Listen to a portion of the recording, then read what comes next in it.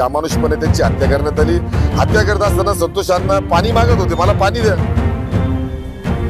पण त्यांना पाणी सुद्धा दिलं नाही। त्यांच्या म्हणजे धनंजय मुंडे हा ओरिजिनल गुंडाच आहे, त्याच्यावर मी भरपूर केसेस आहे, 307चे गुन्हे माझ्याकडे आजही त्याची कॉपी आहे।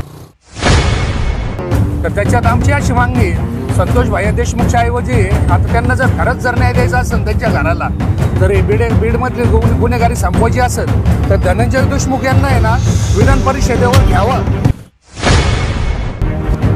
या गृहमंत्र्यांनी त्यांना तात्काळ फाशी द्यावी, कायद्यात बदल करावा। आपल्या इथं कायद्यात खूप पळवाट आहे, त्याच्यामुळे असे गुन्हे वारंवार घडत असतात। फाशीच्या कोर्टात फक्त खटला चालू फाशीची शिक्षा फक्त जाहीर न करता फाशीची शिक्षा सुद्धा ही फास्ट ट्रॅक प्रमाणे झाली पाहिजे। कोपरगाव शहरात आज स्वर्गीय संतोष देशमुख यांच्या निगृण हत्येच्या निषेधार्थ आत्मक्लेश आंदोलन करण्यात आले। या आंदोलनाचे आयोजन सर्वपक्षीय सर्वधर्मीय नागरिकांच्या वतीने करण्यात आले आहे। आंदोलनाचे नेतृत्व भरत मोरे, अनिल गायकवाड आणि विनय भगत यांनी केले। त्यांनी प्रशासनाला ठाम शब्दात इशारा दिला की जोपर्यंत या हत्येच्या आरोपींना कठोर शिक्षा होत नाही तोपर्यंत हा लढा सुरूच राहील। सर्व पक्षीय व सर्व धर्मीय नागरिकांनी या आंदोलनात सहभाग घेतला। आंदोलन शांततेत पार पडले असले तरी संतप्त नागरिकांनी सरकार आणि प्रशासनाच्या भूमिकेवर तीव्र नाराजी व्यक्त केली। न्याय मिळेपर्यंत लढा सुरूच राहील असा निर्धार आंदोलनकर्त्यांनी व्यक्त केला आहे। इतकी अमानुषपणे त्यांची हत्या करण्यात आली। हत्या करत असताना संतोष अण्णा पाणी मागत होते, मला पाणी द्या, पण त्यांना पाणी सुद्धा दिलं नाही। त्यांच्या चेहऱ्यावर त्यांच्या अंगावर त्यांनी लघवी केली। मनुष्य जातीला काळीमा फासणारा हा प्रकार घडला।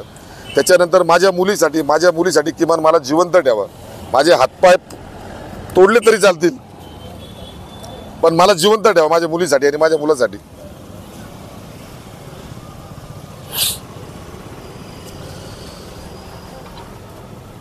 एकदम शब्द सुद्धा आता वोटात येत नाहीये। अशा प्रकारे अमानुषपणे संतोष अण्णांची हत्या झाली, त्यासाठी या धनंजय मुंडेंना सहआरोपी केलं पाहिजे। जे आरोपी फरार आहेत त्यांना पकडून आणि जे आरोपी आता ताब्यात आहेत, वाल्मिक कराड सारखा तो हरामखोर, त्यांनी किती खून केलेत, किती बळी घेतलेत, किती तरुण मुलींना उचलून त्यांच्यावर अत्याचार केलेत आणि त्यांना जिवंत पुरल्या गेलं, हे सगळं बाहेर आलं पाहिजे। त्यासाठी यांना फास्ट ट्रॅक चालून यांच्याकडून सगळा सुगावा घेऊन यांना त्वरित फाशी दिली पाहिजे। आणि विनंती, आमचा आत्मक्लेश आंदोलनाचा हेतूच आहे धनंजय मुंडेंना सहआरोपी करावं।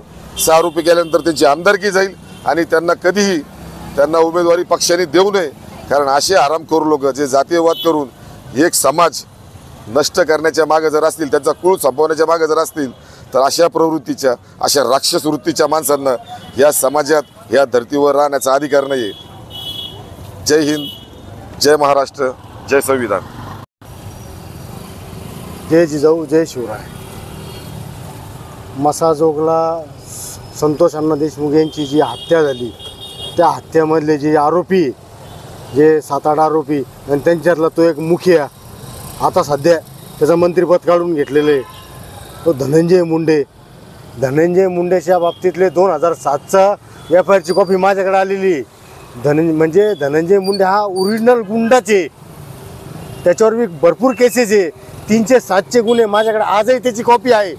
मी पत्रकाराला ही कॉपी दाखवतो, लागलं तर तुम्हाला पण देतो।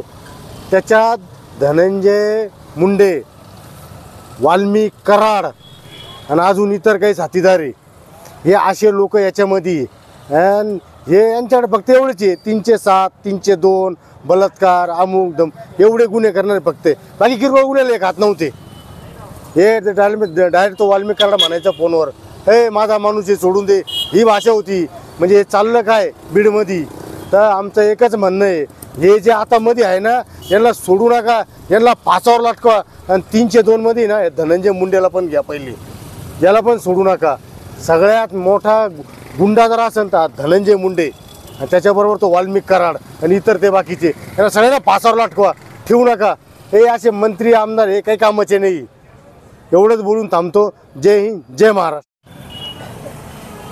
आज सर्व धर्मीय सर्व पक्षीय कोपरगाव शहर व तालुक्याच्या वतीने सकल मराठा समाजातर्फे सर्वजण आम्ही इथं आत्मक्लेश आंदोलनासाठी बसलेलो आहे। मान्य कैलासवासी संतोष अण्णा देशमुख हे भाजपचे होते, भाजपचे बूथ प्रमुख होते। जर संतोष अण्णा देशमुख यांना खरंच जर सरकारला न्याय द्यायचा असेल तर माझे मुख्यमंत्री फडणवीस यांना विनंती आहे का ते कार्यक्षम मुख्यमंत्री आहे, सर्व आहे, एकतर्फी हिंदुत्ववादी सरकार आहे।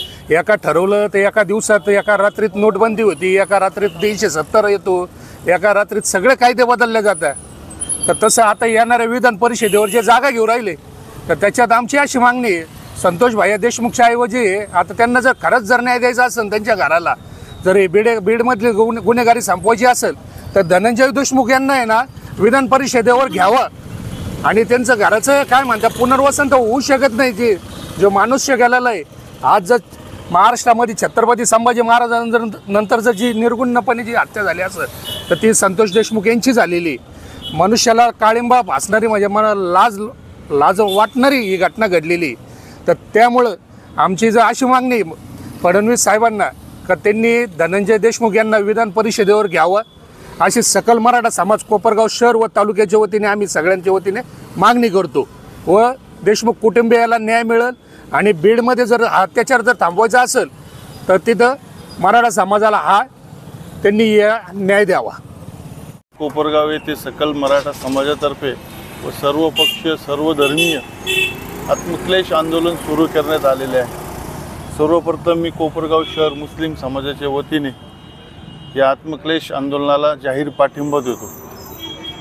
खरं सांगायचं, संतोष देशमुख यांची जी हत्या झाली ती इतकी निर्गुण हत्या होती की त्यांना मारताना यांनी जेवढे राक्षसी एक रुद्र अवतार यांना जो संचारला होता असं त्यांच्या फोटोतून तरी दिसून येत आहे। माझी विनंती राहील का आजपर्यंत त्याबद्दल सर्वांनी काही माहिती दिलेली आहे, इथल्या कार्यकर्त्यांनी पण सगळं सांगितलेलं आहे, परंतु मला जी मागणी एवढीच राहील का फास्ट ट्रॅक कोर्टामध्ये हा खटला जरी चालू असला आणि तो खटला फास्ट ट्रॅक कोर्टात त्यांना फाशीची शिक्षा झाली, पण कोऑपरेटिव्ह प्रकरणात काय झालं, गेल्या 5 वर्ष झाले फाशीची शिक्षा जाहीर झालेली परंतु त्यांना अजून फाशी देण्यात आलेली नाही।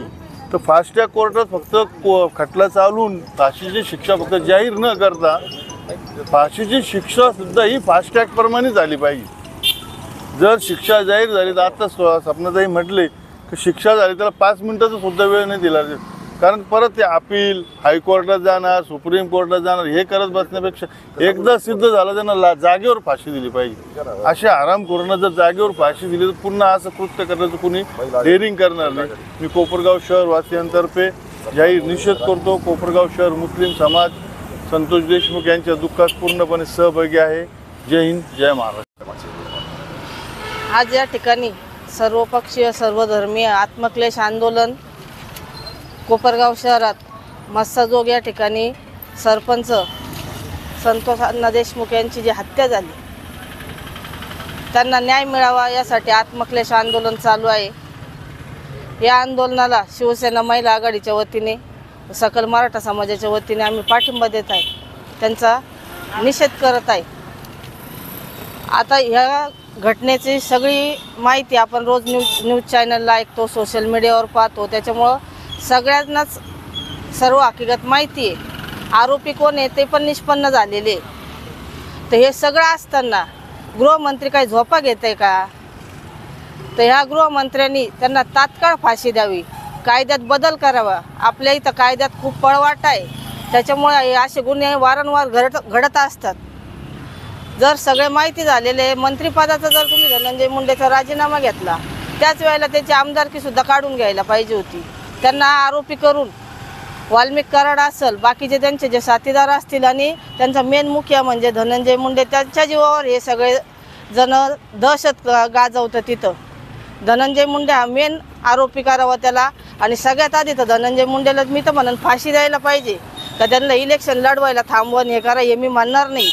ते कुठल्या समाजाविषयी आम्हाला द्वेष नाही आहे। एक माणूस म्हणून ते जेव्हा आमदारकीची शपथ घेता किंवा मंत्रिपदाची शपथ घेता त्यावेळेला ते सांगता का कोणाविषयी ममत्व भाव आकस आम्ही बाळगणार नाही, हा या खोट्या शपथा घेता अशा खोट्या लोकांना तात्काळ कायद्यात बदल करून लवकरात लवकर फाशी द्यायला पाहिजे.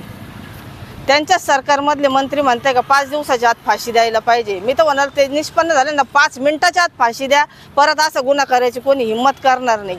या सर्व घटनेचा आम्ही जाहीर निषेध करतो. धन्यवाद. जय हिंद, जय महाराष्ट्र.